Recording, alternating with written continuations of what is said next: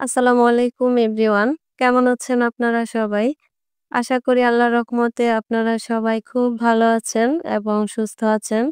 আমরাও ভালো আছি আলহামদুলিল্লাহ। নতুন দিনে নতুন একটি ব্লগ ভিডিও দেখার জন্য আপনাদের সবাইকে আমন্ত্রণ জানাচ্ছি। আশা করি আমার আজকের ভিডিওটিও আপনাদের খুব ভালো লাগবে এবং কিছুটা হলেও উপকারে আসবে। টাকা-পয়সা আমাদের জীবনে সবথেকে গুরুত্বপূর্ণ একটা বিষয়। কারণ যখন আমাদের হাতে কিংবা পকেটে টাকা থাকে, তখন মনে হয় যেন আমাদের চারিপাশে সবকিছুই থাকে।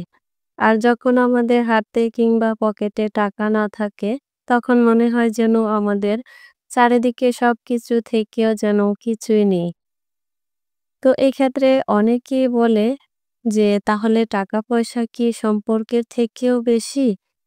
অবশ্যই টাকা-পয়সা কখনোই সম্পর্কের থেকে উপরে বা বেশি হতে পারে না। তবে যখন আমাদের হাতে টাকা-পয়সা না থাকে, তখন সম্পর্কের ভিতটাও যেন কেমন হালকা আর নড়বড়ে হয়ে যায়। সব কাছের মানুষগুলো যেন ধীরে, ধীরে পর হতে শুরু করে। তাই জীবনে সুখী হতে এবং ভালো থাকার জন্য প্রত্যেক মানুষেরই উচিত তাদের সামর্থ্য অনুযায়ী রোজগার থেকে কিছুটা অংশ ভবিষ্যতে ভালো থাকার জন্য জমা করে রাখা। সবথেকে বড় কথা হচ্ছে যখন মানুষের হাতে জমানো কোনো টাকা না থাকে, তখন মানুষ বিভিন্ন রকমের দুশ্চিন্তার মধ্যে থাকে। আর মানুষের মধ্যে বিভিন্ন ধরনের হতাশা এবং বিষণ্ণতা এত পরিমাণে বেশি থাকে যে মানুষ আস্তে, আস্তে অসুস্থ হতে শুরু করে। তাই প্রত্যেক মানুষেরই উচিত যেকোনো খারাপ পরিস্থিতি সামলানোর জন্য এবং যেকোনো বিপদে বা খারাপ সময়ে যাতে টাকাটা আমাদের বন্ধু হয়ে পাশে থাকে, সেজন্য একটু, একটু করে টাকা জমা করা। শুধু অবসর কিংবা বৃদ্ধ বয়সে এসে যে নিরাপত্তার জন্য টাকা জমা করব, সবসময় এমনটা ভাবাও ঠিক না। কারণ আমাদের বর্তমানেও এমন কিছু শখ এবং স্বপ্ন থাকে যেগুলো পূরণ করার জন্য টাকার প্রয়োজন হয়ে থাকে। মানুষ বিভিন্ন কারণে টাকা-পয়সা জমা করে। কেউ আছে যাদের গ্রামে কোনো জমি-জমা নেই বা ঘরবাড়ি নেই, তারা শহরে থাকে। আর একটু, একটু করে টাকা জমা করে যাতে ভবিষ্যতে টাকার পরিমাণ যখন একটু বেশি হবে, গ্রামে এসে একটু জমি কিনে ঘরবাড়ি করে থাকতে পারে সেইজন্য। আবার অনেকে আছে যারা অনেক বছর ধরে শহরেই থাকছে, চাকরি করছে বা রোজগার করছে। ভবিষ্যৎ জীবনটাও যাতে শহরেই কাটিয়ে দিতে পারে সেজন্য ফ্ল্যাট কিংবা প্লট কেনার জন্য টাকা জমা করে। আবার অনেক মানুষ আছে শুধুমাত্র ছেলেমেয়েদেরকে উচ্চশিক্ষা দেওয়ার জন্য টাকা জমা করে। আবার অনেকে আছে এসব কিছুই না, শুধুমাত্র যখন অবসরে চলে যাবেন, যখন টাকা পয়সা রোজগার করার কোনো সামর্থ্য না থাকবে, তখন যেন সে জীবনটা নিরাপত্তার সাথে কাটিয়ে দিতে পারেন। অন্যের উপরে নির্ভর করতে না হয় বা অন্যের কাছে হাত পাততে না হয় সেজন্য টাকা জমা করে থাকে। যারা টাকা-পয়সা জমা করতে পছন্দ করে না বা টাকা-পয়সা বেশিরভাগ খরচ করে ফেলে, ওই ধরনের মানুষরা কিন্তু যারা টাকা-পয়সা জমা করে তাদেরকে পছন্দ করে না। বরঞ্চ তাদেরকে হিসেবি এবং কিপটে এরকম ধরনের কিছু ভাষা ব্যবহার করে কথা বলে। তো যারা টাকা-পয়সা জমা করেন তারা কিন্তু কখনোই ওই ধরনের মানুষের কথা শুনে কষ্ট পেয়ে পিছু ফিরে তাকাবেন না। আপনারা আপনাদের উদ্দেশ্য অর্জনের জন্য নিজেদের মনের কথা শুনবেন এবং মনের উপরে জোর প্রয়োগ করে টাকা জমা করবেন। টাকা জমার ক্ষেত্রে একটা প্রবাদ আছে, আপনি যদি আজকে টাকা সেভ করেন, একদিন টাকাই আপনাকে সেভ করবে। আমার আজকের ভিডিওর থাম্বনেইলটা ছিল যাদের মাস শেষে হাতে কোনো টাকা থাকে না, সব টাকা খরচ হয়ে যায়, তারা কিভাবে টাকা জমা করবে অথবা কিভাবে জোর করে টাকা সঞ্চয় করবে সেই সংক্রান্ত উপায় বা বিষয়টি নিয়ে। আপনারা যারা আমার টাকা জমানোর আগের ভিডিওগুলো দেখেছেন, লাইক করেছেন, কমেন্ট করেছেন এবং আমার চ্যানেলটি সাবস্ক্রাইব করেছেন। আপনাদের সবাইকে অসংখ্য ধন্যবাদ। আর যারা এই মুহূর্তে আমার ভিডিওটি দেখছেন কিন্তু আমার চ্যানেলটিকে সাবস্ক্রাইব করার কথা ভুলে গিয়েছেন, আপনাদের সবার কাছে অনুরোধ রইল আমার চ্যানেলটিকে সাবস্ক্রাইব করে আমার পাশে থাকার জন্য। আমার গত ভিডিওতে নারী উদ্যোক্তা নামে একজন আপু কমেন্ট করেছেন, আমার হাতে টাকা দেয় না, তাহলে আমি কিভাবে টাকা জমা করব? দেখুন, এই সমস্যাটা কিন্তু এই আপুটারই না, আমাদের দেশের অনেক গৃহিণীদেরই এই সমস্যাটা। কারণ আমাদের দেশের পরিবারগুলো পুরুষদের ইনকামের উপর নির্ভরশীল। আর পুরুষদের কর্তৃত্বে পরিবারগুলো পরিচালিত হয়। অনেক স্বামীরা স্ত্রীদের হাতে টাকাও দেয় না এবং নিজেরাও টাকা সঞ্চয় করে না। সেক্ষেত্রে আমি ওই আপুদেরকে বলব, স্বামী এবং স্ত্রীদের মধ্যে সম্পর্কটা এমন হবে পারস্পরিক বিশ্বাস, সম্মান এবং দুজনের মধ্যে বোঝাপড়ার মাধ্যমে। যাতে স্বামীর যা থাকে তাই যেন স্ত্রীর হয়, আর স্ত্রীর যদি কিছু থাকে সেটা যেন স্বামীর হয়। যদি কোনো পরিবারে এমনটা না হয়, তাহলে ওই স্ত্রীদের স্বামীদেরকে বোঝাতে হবে যে তাদেরও টাকা জমানো প্রয়োজন।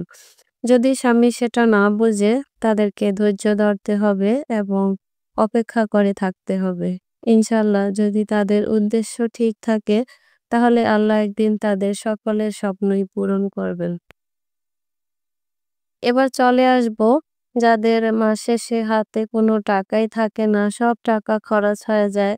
তারা জোর করে যে পদ্ধতিগুলোর মাধ্যমে টাকা সঞ্চয় করবেন সেই টিপসগুলো নিয়ে। তো আমি এখানে জোর করে টাকা সঞ্চয় করার ৪টি টিপস একটি কাগজে লিখে নিলাম। ১ নম্বর টিপসটা হচ্ছে টাকা সঞ্চয় করার মানসিকতা তৈরি করা এবং সামর্থ্যের নিচে বসবাস করা। ২ নম্বর টিপসটা হচ্ছে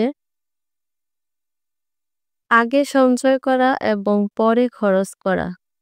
৩ নম্বর টিপসটা হচ্ছে যেকোনো একটি ব্যাংকে হিসাব বা ডিপোজিট অথবা একটি বীমা খুলে রাখা।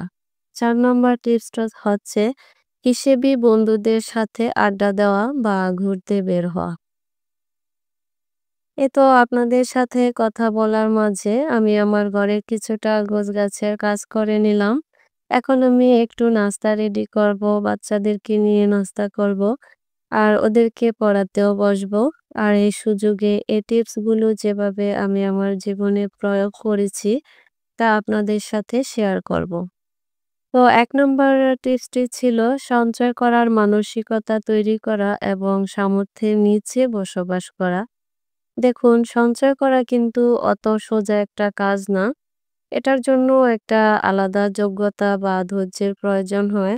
সঞ্চয় করতে গেলে টাকার থেকে বেশি গুরুত্বপূর্ণ হচ্ছে মানসিক অবস্থা তৈরি করা। কেউ যদি মনে করে যে টাকা জমা করব, তাহলে কিন্তু টাকাটা জমা হয়ে যাবে না। আগে মনকে টাকা জমা করার জন্য প্রস্তুত করতে হবে।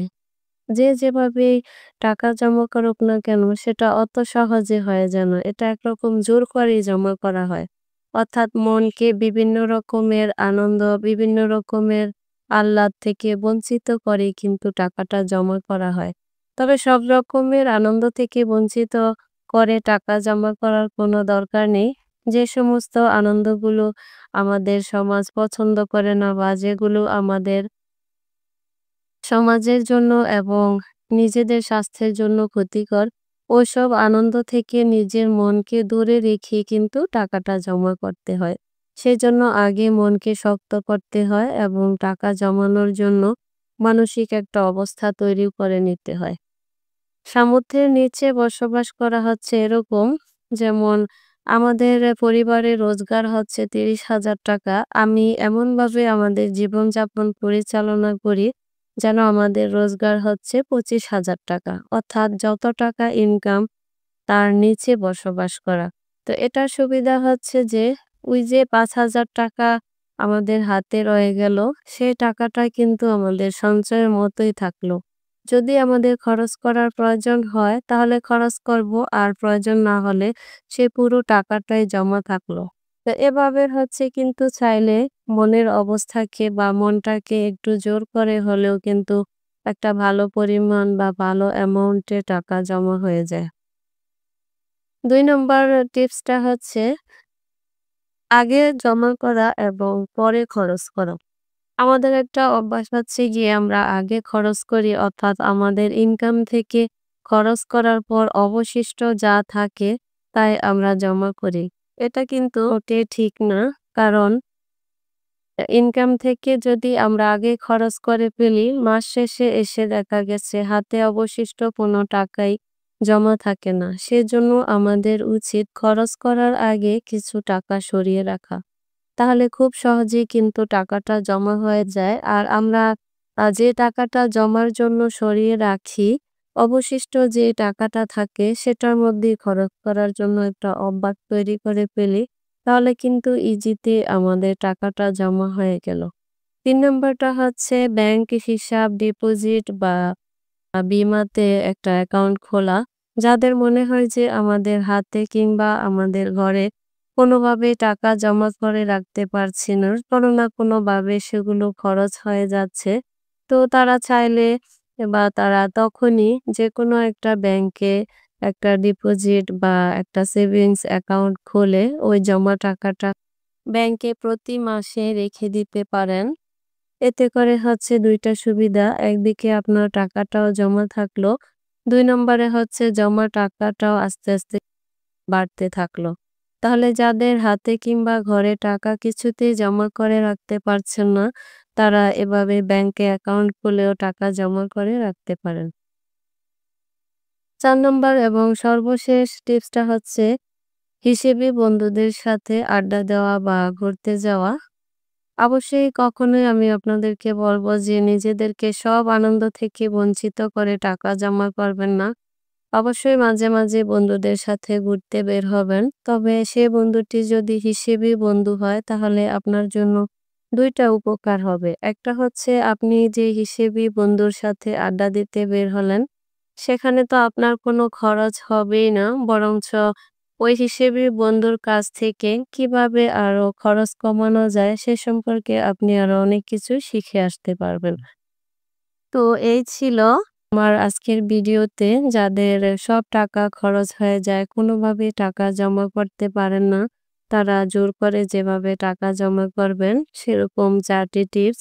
যে এই টিপসগুলো আমি আমার বিবাহিত জীবনে ব্যবহার করেছি এবং করছি। আলহামদুলিল্লাহ আমি অনেকটাই উপকৃত হয়েছি। চাইলে আপনারাও এই ধরনের টিপসগুলো ব্যবহার করতে পারেন এবং আপনাদের জন্য উপকার হতে পারে। তো এতক্ষণ ধরে যারা আমার সাথে থেকে আমার ভিডিওটি দেখেছেন, আপনাদের সবাইকে অনেক ধন্যবাদ।